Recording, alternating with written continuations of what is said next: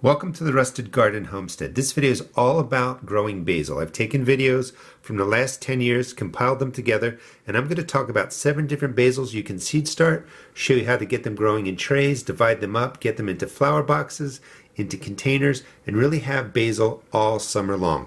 Now, it's January here right now. I've started some of the perennial herbs, thyme and oregano. Basil is an annual herb, which means you want to start that about 4 to 5 weeks before it would go out into warm soil that's about 60 degrees, and when your days are in the 70s and 80s. They like the warm weather. But this video will show you how to grow your own basil, get your seed starts going, save yourself a lot of money, and you're going to do it for pennies a plant. Alright, let's get started with some of these older videos. And the first thing I wanted to show you was that there's not just one kind of basil. Most of the time you go and buy basil at a nursery or one of the stores like Home Depot, you get green basil, large leaf green basil.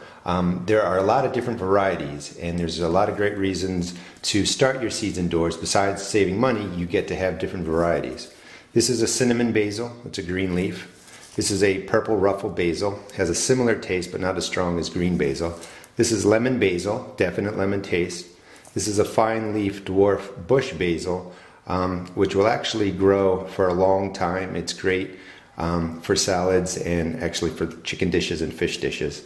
And then there's a variety called basil summer long, and that will actually grow all summer, and it flowers much more slowly than your standard basil. Now when you plant basil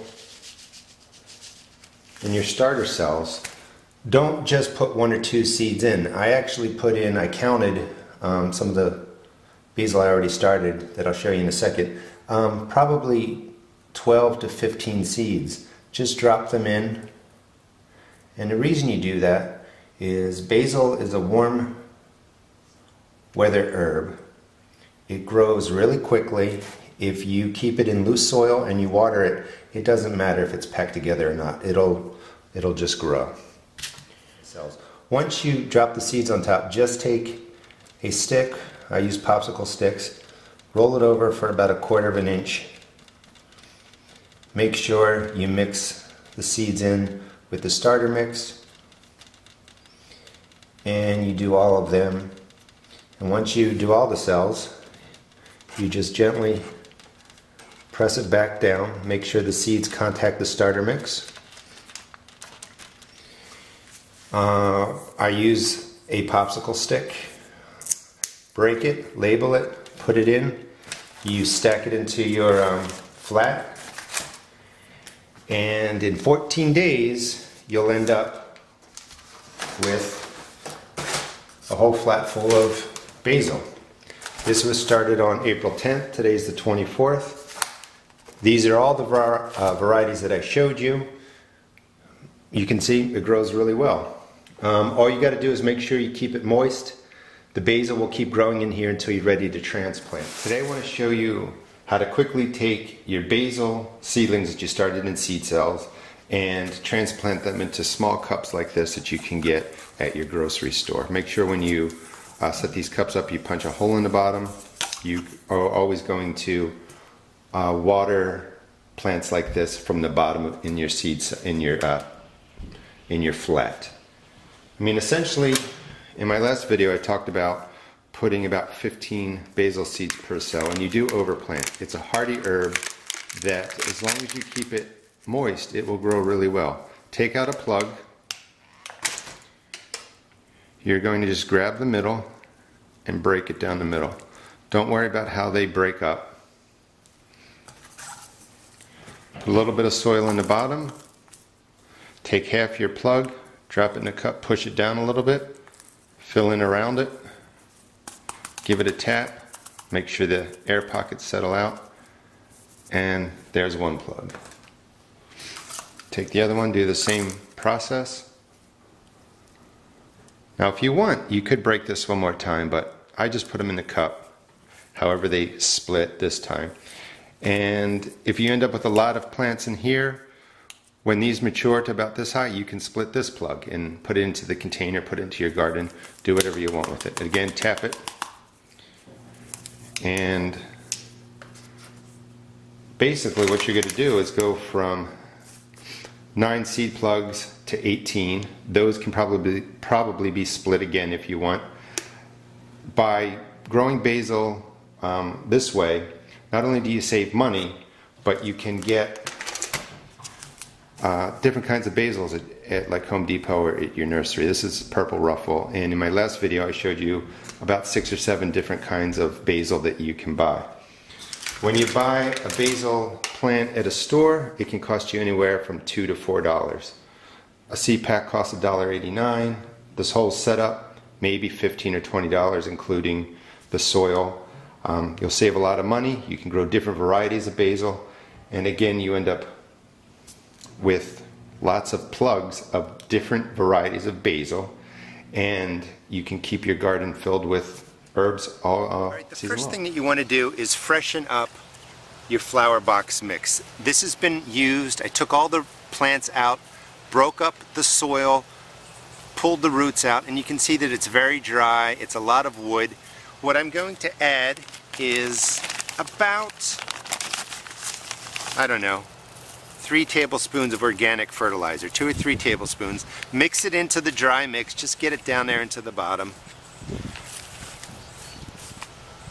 The organic fertilizer is a slow release fertilizer, which means it's got to break down with the biology in the soil. There's not much in here, so we're also going to be feeding this water-soluble fertilizer as time goes on. But there's basically 2 kinds of fertilizer.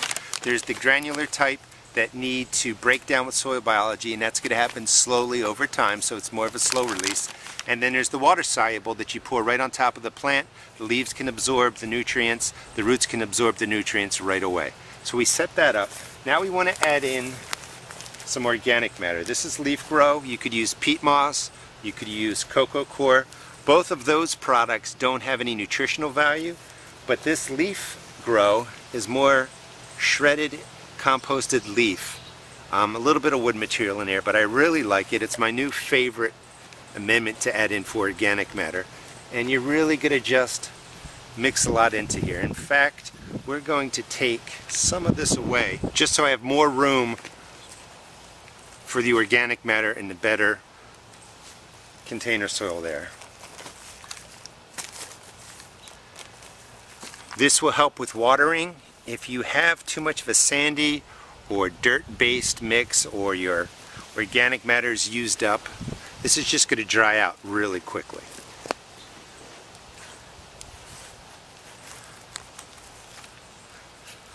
About another tablespoon or 2 of the fertilizer right across the top.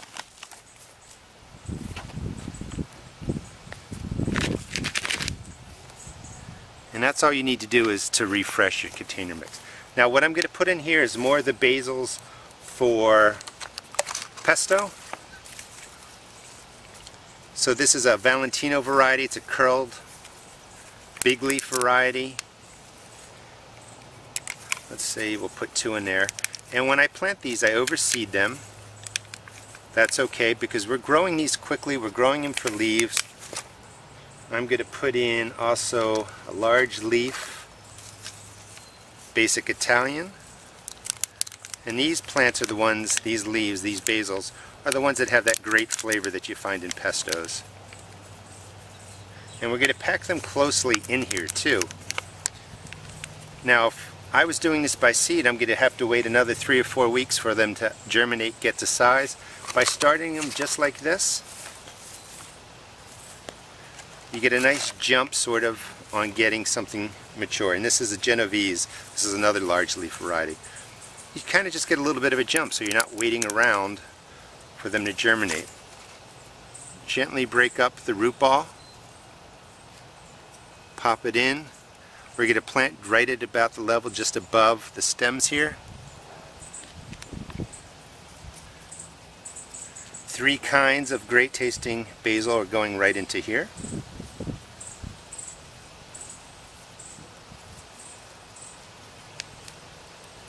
Loosen it up. In this box we would do the same thing, just drop it in there. And this quickly, by starting them in the seed cells,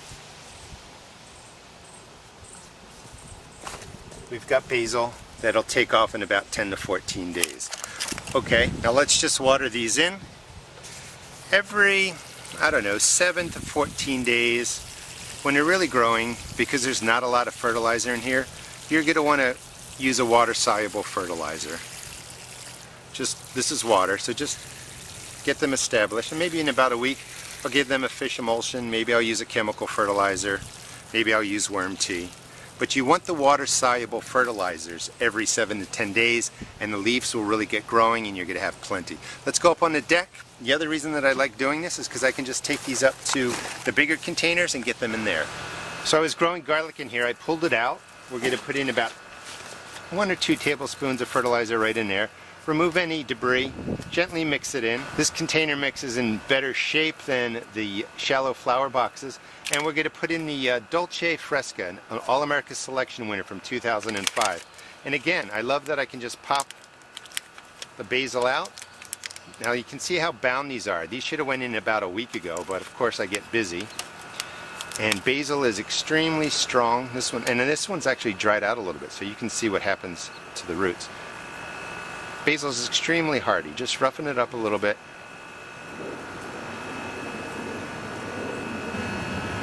And pop them right into here. Again, we're planting to about right here. Nothing fancy. And let's water it in. And really just that quick, I think we've now planted about 13 basil plugs. Okay, let's go over to the lettuces that I need to pull out of another container. And this was a container of lettuce. It's starting to bolt. This is all ready to come out. It's way too warm now. We're going to put in flavored basils. This is a spicy globe. This is a cinnamon basil. We have Siam Queen, which is a Thai, kind of a spicy basil, and a lemon basil. So let me clear this out and we'll get things set up. So I took the lettuce out, shook off all the dirt, remove any weeds and such. There's some wood chips in here, but that's okay. They're starting to break down. We're going to put in probably about 4 tablespoons of an organic fertilizer. Mix it in. While you're doing this, you're also breaking up the root balls that are left in here from the lettuces. Now we're going to add the organic matter, and we're not really adding organic matter for the nutritional value. That's why you could use peat moss or cocoa coir.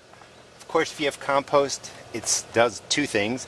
The organic matter we're putting in now is just to really retain water and hold water, but the compost would have a great nutritional value and you're not going to have to feed it as often. Mix it in there. About another 2 tablespoons of the organic fertilizer.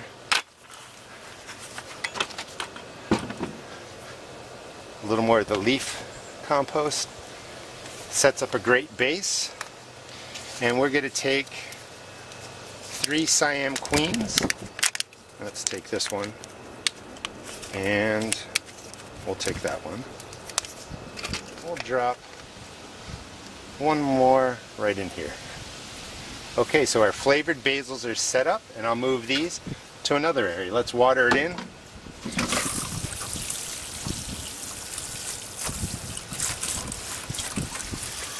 And you can see just how quickly you can set your containers up and transition from something old, like the lettuces, to something new for the warm weather. This is the other thing I like to do, is I like to go to my flower boxes. This is a currant type tomato, and it only gets these really tiny tomatoes. But here, where only 1 plant came up, I'm just going to tuck that right into the corner of these flower boxes and just drop it in.